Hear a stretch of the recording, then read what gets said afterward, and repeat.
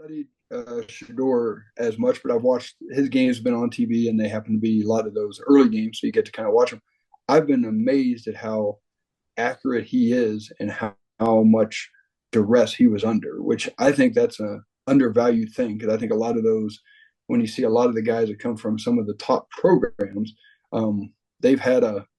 It's never easy. Playing quarterback is never easy, but a lot of those guys have had better circumstances or better things around them so that it's easier to manage the position and play the position. I think watching what he's had to do with as far as getting himself out of trouble and still make plays over and over and over again, I think a lot of that will carry over to the NFL because I think that's you what you are. I mean, he makes plays, and I don't think he breaks things down just to break them down.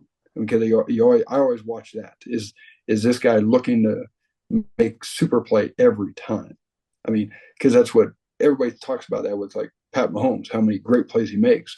Well, when you watch him, there's a whole bunch of throws in that game. He catches, sets, and throws the ball on time to a guy at a high rate. Then every now and then he has to go and make the spectacular play in that way. Josh Allen is become a tremendous player, but a lot of Josh Allen isn't the super play anymore. It's just making all the normal plays. And then I think he's grown into that. And I think that's what, when you watch Shedeur Sanders, I think he fixes a lot of things you have to do as a quarterback. I tell the quarterbacks all the time, your job is to fix the mistakes of the guys around you. Because guess what? The right guard is going to get beat sometime. It's not a hot situation. It's not a blitz situation, but heck, the right guard gets edged, and all of a sudden you got to slide to your left to make a throw. You got to do it. And I mean, we try to do drills for those things, but you got to be able to do that. And just watching what Shedeur was able to do at Colorado at a really high level over and over and over again, when everybody knew they were throwing the ball almost every snap. You'd watch that game and it was just, and he found ways to make play after play after play to keep him in games and to win games. So I've been way impressed by him. And I think a lot of what he does will kind of show up in the NFL in that way. And so he's the one guy that's kind of stood out to me because he's had to deal with kind of the tougher things, which if you watch Pat Mahomes, I mean, he was playing at Texas Tech and they were not a great football team at the time. Coach Kingsbury was there. They did some unbelievable things on offense, but he was a lot of times was behind or having to make plays. He wasn't playing with a lead too often, and he was able to make them a successful team as best they could.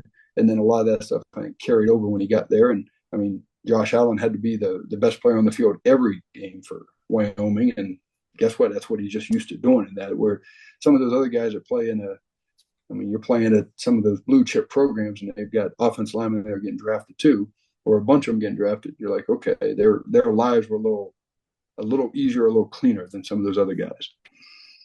And now we're at that point in the pre-draft discourse where Shedeur Sanders is that biology frog experiment. Everybody's just poking and prodding, and now we're hearing, well, is he even a first-round pick? Well, I don't know. You just made a compelling case. If I'm like the New York Giants and I'm picking 3, and I've got Jameis Winston and Russell Wilson, and I still need a quarterback, I'm in my 4th year of the regime. You better think long and hard about taking Shedeur Sanders there, probably.